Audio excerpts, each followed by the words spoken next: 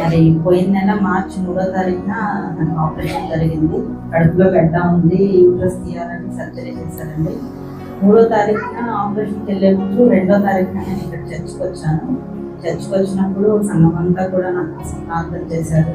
ప్రార్థన చేసినప్పుడు మరి మేజర్ ఆపరేషన్ అది 3వ తారీఖున సర్జరీకి వెళ్ళేటప్పుడు కూడా భయపడతానే ఉన్నాను. నేను చాలా 3 సిజర్లు అయినాయండి. సర్జరీ 3 సిజర్లు అయిన చెప్పు. నాకు ఆల్రెడీ 3 ఆపరేషన్లు అంటే నాకు 3 పిల్లలు, 3 కూడా సిజరీన్లే. నాకు 3rd సర్జరీ వచ్చేసి కొంచెం నీకు రిస్క్ అమ్మా, మరి అయినా చేస్తాము, తప్పనిసరి చేయాలి కాబట్టి చేస్తాము, మేము ప్రయత్నం చేస్తాము మీకు అని చెప్పి సర్జరీకి వెళ్ళాను. 3 అవర్స్ అండి సర్జరీ. కానీ దేవుడు ఎంత గొప్పవాడంటే, నాకు ఏ చిన్న అంటే నా శరీరం చాలా బలహీనంగా ఉన్నా నేను, కానీ దేవుడు నన్ను బలపరిచి నన్ను స్వస్థపరిచి ఆ సర్జరీ అంతా కూడా సక్సెస్ఫుల్గా జరిపించి నన్ను తీసుకొచ్చి ఈ రోజున ఇక్కడ నిలబెట్టాడండి. నేనైతే నాకు ఆపరేషన్కి వెళ్ళేటప్పుడు 10% ఉన్నదండి బ్లడ్.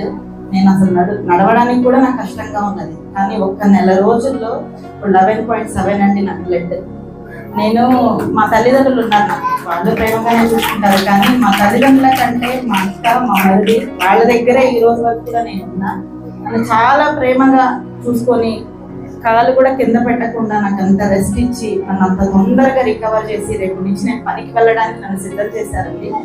ఇంత ప్రేమించే కుటుంబాన్ని నాకు దేవుడు ఇచ్చినందుకు దేవుడికి స్తోత్రం నేను చెల్లిస్తున్నాను. ఈ చిన్న సాక్ష్యంలో దేవుడు దీవించాలని